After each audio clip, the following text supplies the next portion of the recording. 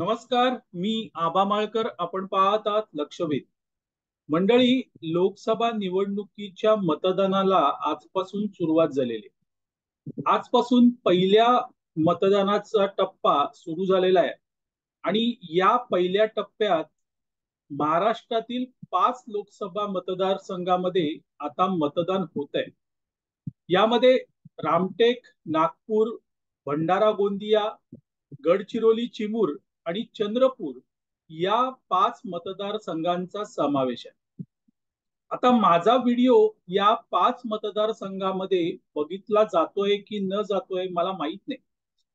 पण मित्रांनो, एक भारतीय, एक राष्ट्रवादी म्हणून मी हा व्हिडिओ करतोय आणि या सगळ्यांना म्हणजे या 5 मतदारसंघामध्ये जो कोणी माझा व्हिडिओ बघत असेल त्या प्रत्येकाला आवाहन करतोय की बाबा रे, आज सगळी कामं बाजूला ठेव आणि मतदानाला जा. आज मतदान कर, कारण आज जर मतदान तू केलंस तर पुढचे 5 वर्ष तुला फक्त आणि फक्त विकास बघायला मिळेल. तुला हिंदुत्व म्हणजे काय हे आजमावता येईल. इतकंच नाही तर तुझ्या श्रद्धा या कायम राहतील. त्या श्रद्धांवर कोणीही दगडफेक करणार नाही. तुझ्या आया बहिणींची कोणी छेड काढणार नाही. लव जिहाद मध्ये तुमच्या मुली फसणार नाहीत. यासाठी निदान आज सगळी कामं बाजूला ठेव आणि मतदानाला जा. आज जर मतदान केलं नाही मित्रांनो, तर मात्र पुढची 5 वर्ष काय होतील हे आपण सांगू शकत नाही. जर पंतप्रधानपदी नरेंद्र मोदीच जर तुम्हाला बघायचे असतील आणि मोदींनी मागच्या 10 वर्षात देशाचा केलेला विकास पुन्हा आजमावायचा असेल तर आज मात्र मतदानाला बाहेर पडलंच पाहिजे. हो मित्रांनो, मतदानाला बाहेर पडलंच पाहिजे. कारण तुमचा सामना हा कोणाशी आहे हे लक्षात घ्या. ते एकवटले आहेत आणि ते नरेंद्र मोदी नको म्हणून आज प्राणपणाने मतदानासाठी बाहेर पडणार आहेत. अशा वेळेस नरेंद्र मोदी हवेत म्हणून तुम्हाला बाहेर पडायचंय. आणि जर आज तुम्ही ही संधी हुकवली तर तुमच्या पुढे काय वाढून ठेवलेलं आहे हे काँग्रेसच्या जाहीरनाम्यातून स्पष्ट झालेलं आहे. मंडळी, काश्मीर मधलं 370 कलम जे काश्मीरला स्वायत्ता बहाल करत होतं, आणि इतकंच नाही मित्रांनो, तर काश्मीरमध्ये दहशतवाद हे पोसत होतं, ते 370 कलम नरेंद्र मोदी यांनी रद्द केलं. ट्रिपल तलाक रद्द केला. हे जे काम होतं मोदींचं, त्यामुळे हा देश जो कधीतरी फुटेल, पुन्हा त्याचे तुकडे होतील असं वाटत होतं, तो देश आता इंटॅक्ट होण्याच्या मार्गावर आहे. आणि ते 370 कलम पुन्हा बहाल करावं म्हणून तुमच्या समोर बुरख्यातले दाढी टोपीवाले मतदानाच्या लाईन मध्ये उभे आहेत मित्रांनो.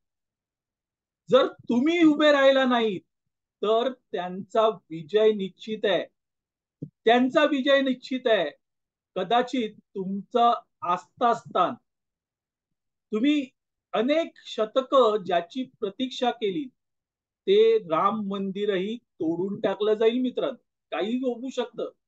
कारण मतांसाठी काँग्रेस किती किती लाचार होऊ शकते हे आपण आतापर्यंत अनुभवलेलं आहे.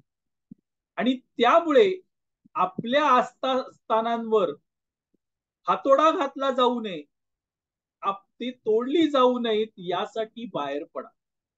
सगळी कामं सोडून बाहेर पडा. आपल्या सोबत 5-10 व्यक्तींना घेऊन मतदानाला जा. काय आहे मित्रांनो, उष्णता आहे, बरोबर आहे.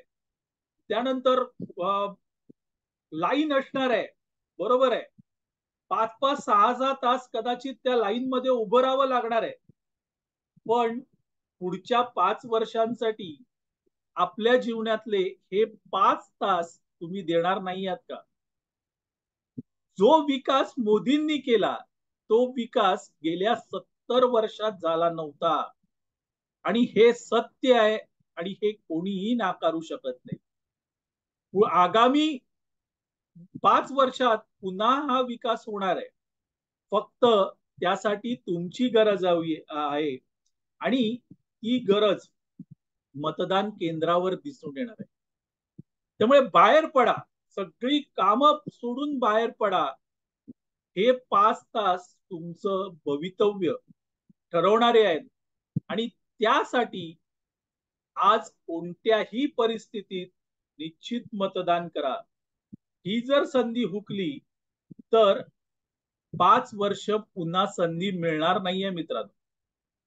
कर्नाटकातलं भाजपचं सरकार गेलं, तिकडच्या मतदारांनी भाजपचं सरकार घालवलं. आज कर्नाटकातल्या जनतेची अवस्था काय आहे बघा. तुम्हाला तुमच्या दुकानामध्ये हनुमान चालीसा लावता येत नाहीये.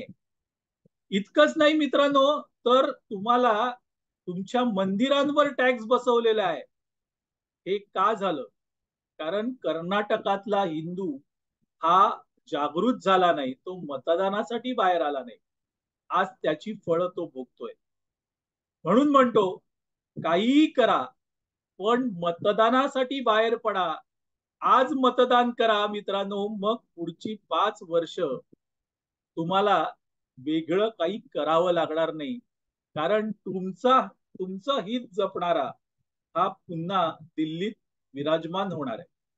असो मंडळी, हा व्हिडिओ मी सगळ्यांना आवाहन करतो, जिथे जिथे मतदान होत आहे तिथे जर तुमचे मित्र असतील तर त्यांना पाठवा आणि त्यांना विनंती करा, बाबा रे आज सगळी कामं बाहेर ठेवू आणि मतदानाला जा.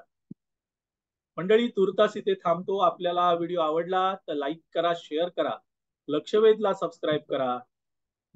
धन्यवाद.